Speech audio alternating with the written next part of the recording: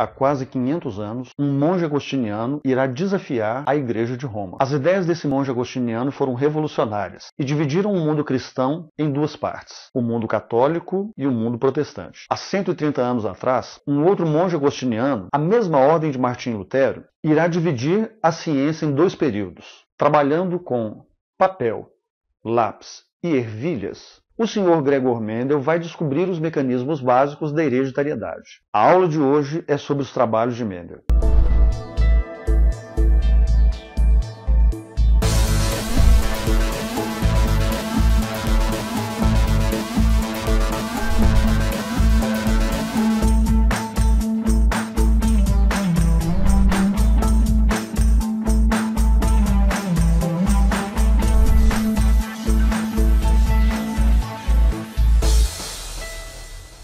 Durante mais de 10 anos, Mendel tentou entender como as características são passadas de uma geração para outra. Para entender esse processo, Mendel trabalhou com vários experimentos. Ele trabalhou com animais, ele trabalhou com plantas, e de tudo isso que ele trabalhou, Mendel encontrou as ervilhas. As ervilhas apresentam várias características interessantes para os estudos em genética.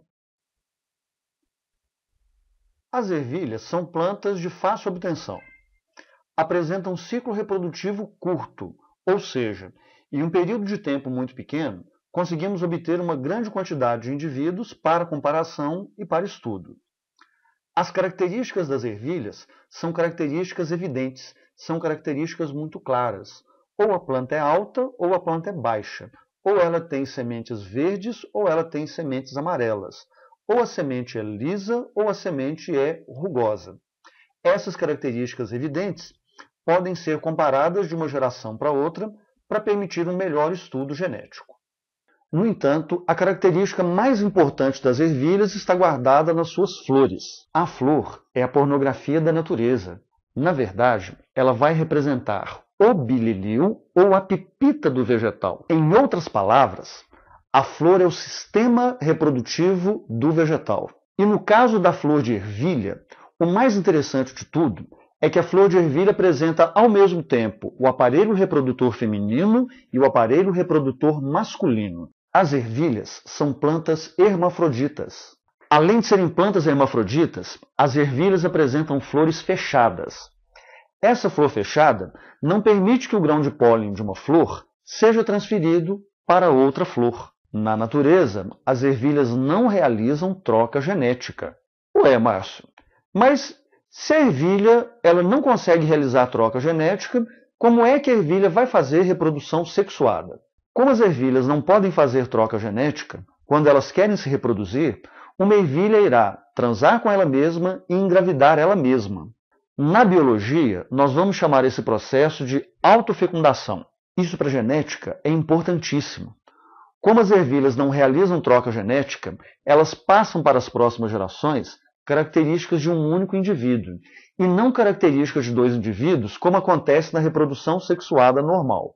Na reprodução sexuada normal, papai se encontra com a mamãe, yes, no, e algum tempo depois nasce o filhinho, e esse filhinho ele é metade do material genético da mamãe, metade do material genético do papai. Com as ervilhas, não é assim. Como as ervilhas não realizam troca genética, elas passam para as próximas gerações características de um único indivíduo, e não características de dois indivíduos, como acontece na reprodução sexuada normal. Falando em termos biológicos, as ervilhas são plantas geneticamente puras.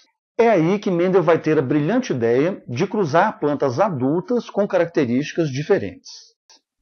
Ele então vai pegar uma planta adulta e alta e vai cruzá-la com uma outra planta adulta baixa, ou uma ervilha anã. Se você estivesse no lugar de Mendel e cruzasse uma planta alta com uma planta baixa, que tipo de planta você esperaria obter? Uma planta média? Mendel fez esse cruzamento várias vezes durante vários anos, e ele nunca obteve plantas médias. Sempre que Mendel cruzava uma planta alta com uma planta baixa, ele nunca obtinha plantas médias. Ele só obtinha plantas altas. Ah, Márcio, quem era mais alta? A planta da segunda geração ou a planta da primeira geração? Na verdade, a altura das plantas era exatamente a mesma. Essas plantas da segunda geração, Mendel vai chamar de plantas híbridas.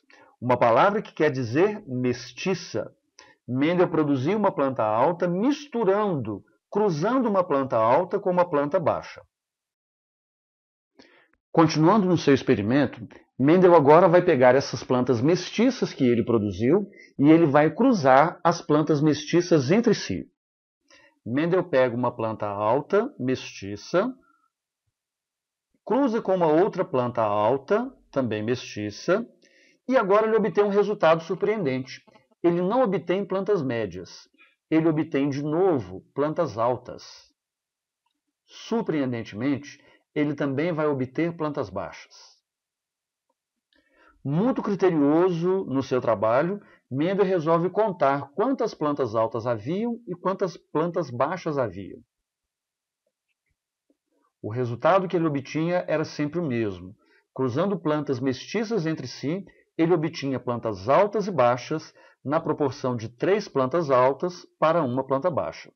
As primeiras plantas que ele pega, que são geneticamente puras, ele vai chamar de geração P. Cruzando a geração P, ele obtém a geração de plantas híbridas. Essa geração de plantas híbridas ele vai chamar de plantas F1. Cruzando a geração F1 entre si, ele obtém a geração F2. Cruzando a F2, ele obtém a F3, F4, F5, F6 e aí vai. Repare que a geração P é feita de plantas geneticamente puras. Ele cruza uma planta alta com uma planta baixa. Obtém uma geração de plantas mestiças que ele chama de geração F1. Cruzando a geração F1 de plantas mestiças, ele obtém plantas altas e baixas na proporção de 3 plantas altas para uma planta baixa. Agora que nós entendemos os trabalhos de Mendel, nós podemos entender também as conclusões de Mendel.